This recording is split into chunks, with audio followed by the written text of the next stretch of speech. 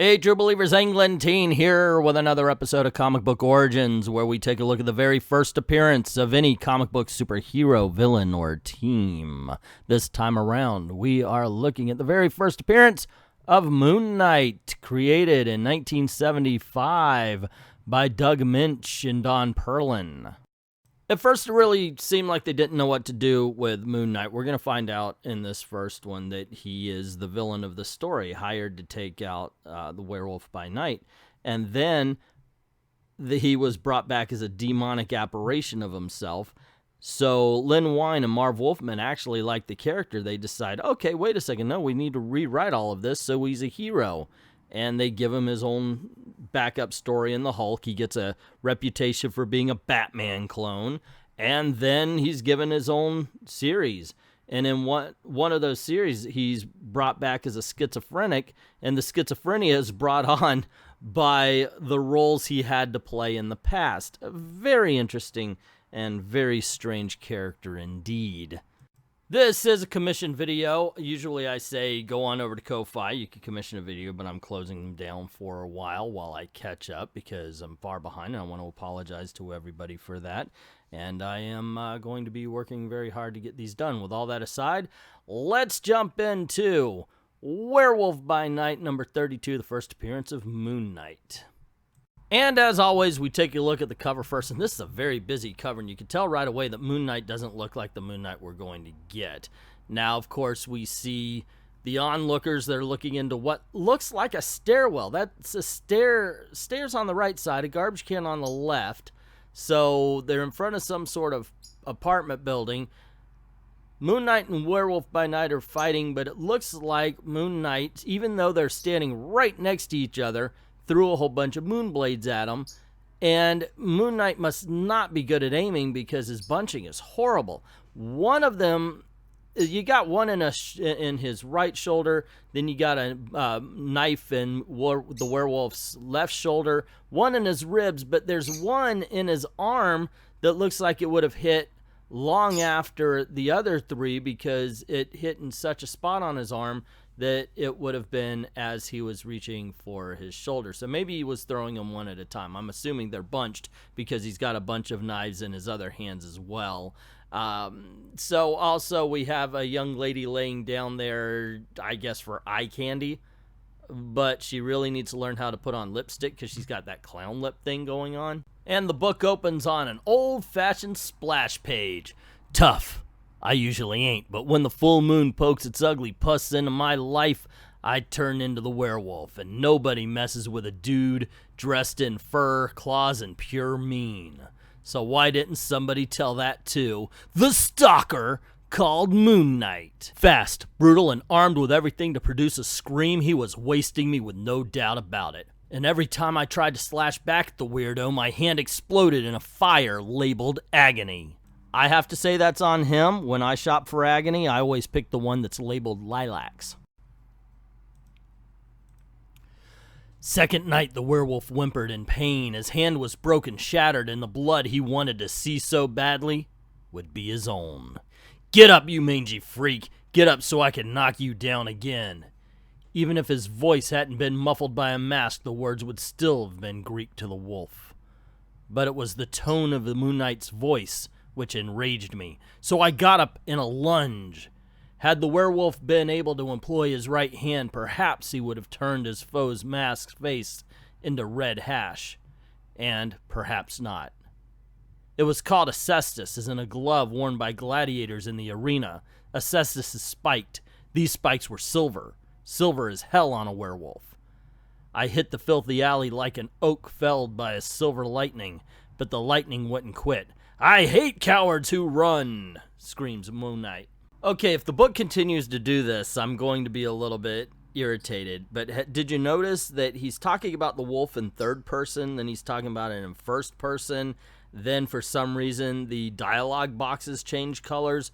Are we going back and forth from Moon Knight to something? They haven't established anything like that, yet it's changing all in one page. So Moon Knight continues to beat the teetotal hell out of the Werewolf by Night, and this brings onlookers wondering why a silver man is beating a guy dressed like Lon Chaney, get it, the werewolf, And so Moon Knight throws some crescent-shaped blades at him. This confuses the wolf because the moon is supposed to give him strength, not take it away. Moon Knight kicks him to the ground, and that's when the werewolf decides to remember how he came to be in this predicament. We see the werewolf about to attack a little girl, and Buck, the human side of the werewolf named Jack, his best friend, jumps in, but unfortunately werewolf turns on him, so much so that he has to go to the hospital for surgery. Well, the next morning, Jack, of course, being not the werewolf anymore, realizes his friend's not there. He gets a ride home, only to find out exactly what happened, that his best friend Buck had been mauled, and he's, of course, certain that it was him as the werewolf who did it. So he goes to the hospital, and his sister's there, and he tells him that, no, Buck's not dead, don't worry about that, but he is, in fact, in a coma. The girls decide not to be around Jack for safety, understandable, and he decides to go home, where he's feeling bad about his broken hand and everything, but when he gets there, somebody calls out to him. He rounds the corner, and I entered smack into Weirdo. My stepfather looked worried behind him. Hello, Russell. They told me to announce myself as the Moon Knight. Pretty stupid name, but it'll do as far as you're concerned. Yeah? And how am I concerned? Who are you besides a lunar crusader rabbit? His voice was muffled under the silver gauze, which covered his face like ectoplasm. That was something else I didn't like. Let's say I'm a working man, Russell, out to do my job and collect my bread. This particular job started down in the waterfront section. Pretty sleazy place, lots of rats, the stink of filth, brine, and rotting, sagging warehouses. But one of those warehouses is a lot like that book you're not supposed to judge by its cover, because inside it ain't rotting or sagging, and it's the only stink is the smell of money, lots of money. I went there on a tip and found out it was a setup. So, you're Mark Spector.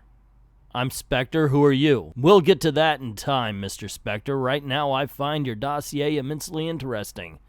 Soldier of fortune, mercenary, veteran of 3 African wars, 5 South American revolutions, brief flirtation with the CIA, weapons expert, versatile practitioner of virtually all of the martial arts, ex-prize fighter, Marine commando, for 8 years prior to beating a lieutenant within an inch of his life, etc. So your research department is hot stuff. So what? I was told there'd be money down here. What do I do to get it? Was Moon Knight paid to tell him all of that stuff? This could be the dumbest page. It's like that scene in Airplane. You know, I'm an assassin, and I was hired to kill you by these men I saw in a warehouse, and they were all businessmen, and the guy looked like this, and he looked like that, and he told me to do this. Really, what did they have for lunch? I can't tell you that. It's classified. So Moon Knight tells Jack Russell that they gave me this costume. They offered to pay me $10,000 if I brought you in. You could either come in easy or the hard way. That's when Jack's dad jumps on him and says, "Run, Jack!" And Moon Knight's like, "Dude, you don't have to get hurt. Get off of me." Jack Russell makes his way into the moonlight, which immediately turns him back into the werewolf. He ignores the people around him, but he can't ignore the helicopter that's flying below. Moon Knight declares, and he's just made me a believer in werewolves. Fear and panic scattered around the werewolf. For once, he didn't notice the easy prey. Who'd blame him? His slit eyes were glued to the strange flying thing which chased him, and the weird man thing sliding down from its belly. The Moon Knight's pursuit clinched the fact that my stepfather had been injured, but of course, the werewolf wasn't even aware of Philip Russell's existence. There it goes again. First person, third person. It just... What perspective are we listening to? Who's telling this story? Did I miss something? If I missed something, by all means, I'll say I'm wrong, but... Besides, he had other things on his mind, like the Moon Knight's silver-plated boots. The sound faded, the helicopter left, and the werewolf got wasted. Which brought us back to the present. Moon Knight... Wait, what? Moon Knight gloating as he slowly closed for the end, my hand blistering with pain and my foe's hands studded with silver spikes. I forgot that, yeah, okay, we were, alrighty. We were flashing back, now we're back in the present. This is how the book started. Gotcha. I decided never to feel those spikes again. I decided to slash. I decided to slay. You stupid mangy beast, Moon Knight yells and kicks him in the chin. The committee wants you alive, but if you're gonna force me to kill you, they'll settle for what they can get. My decisions were overruled. So the orange boxes are supposed to represent this mysterious third-party storyteller, I guess? So then we cut to a weird particular page where we see someone in the crowd going, hey, wait a second, they might turn on us. We better call the cops. And then we get to the cops and they're like, wait, what?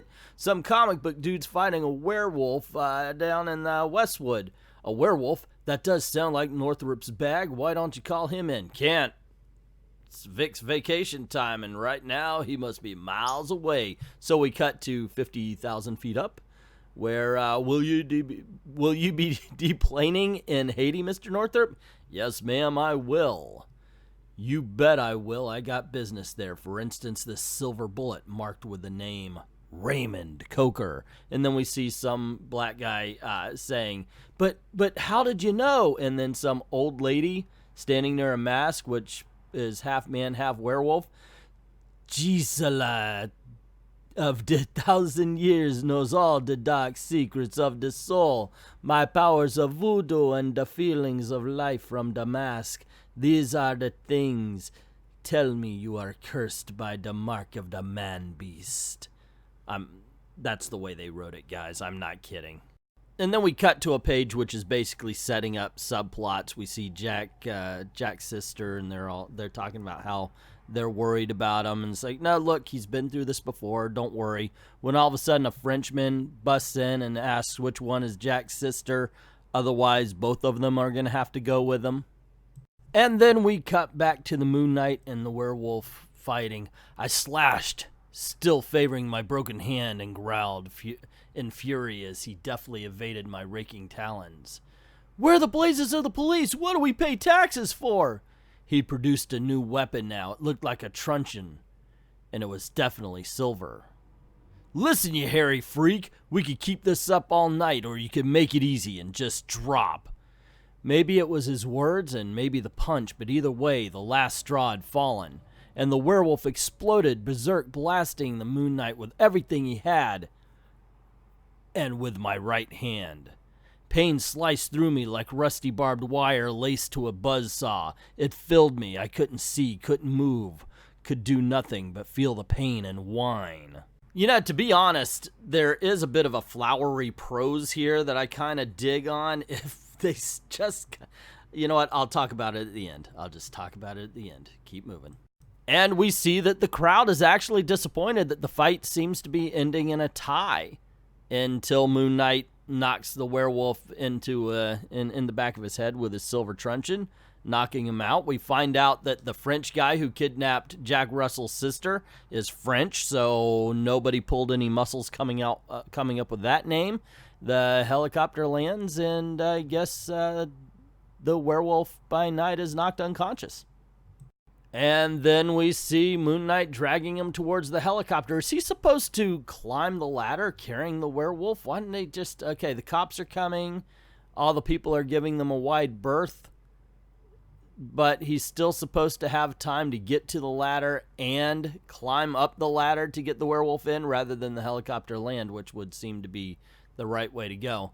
I felt myself lifted and dragged, my shattered hand scraping across the abrasive concrete, shooting new sparks of fire through my veins, hastening the already swift fate of consciousness. Dimly, I heard the shriek of sirens and the squealing tires. It seemed that if the Moon Knight didn't take me, there'd be others who would. Out of the way, fans. Payday's just around the corner, and I'd rather kill this hairy monster than let these cops cut me off for my bread. Something hot and sweet gurgled in the werewolf's throats over his lips. Then my mind oozed into blackness. And there you go, ladies and gentlemen. That is the very first appearance of Moon Knight.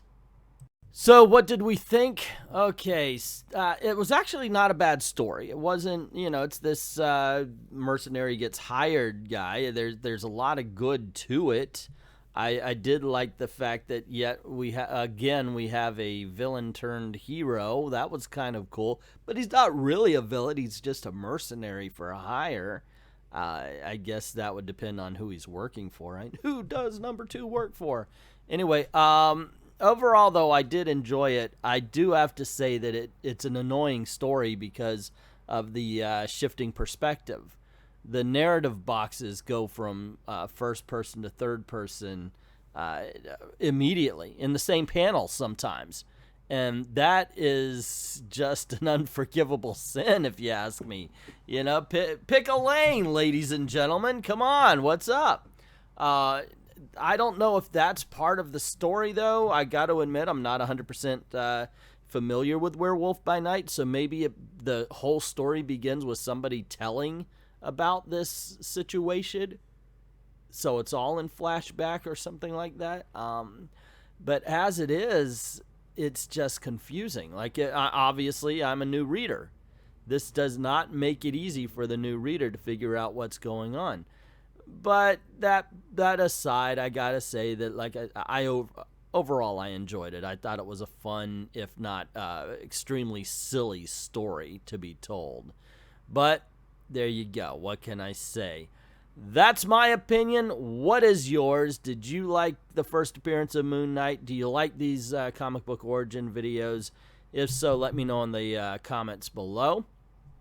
Don't forget to click like and share, subscribe if you haven't done it already. Make sure to ring that notification bell and that your notifications are set on all, not only for YouTube, but for Google as well. And because that's what YouTube really cares about. And if you don't mind helping out the channel, go on over to Patreon or to Ko-Fi and drop $1 in the tip jar. It helps keep making videos for you. I'd like to thank everybody who's already done that, and to everyone, all of the true believers, thank you very, very much for watching.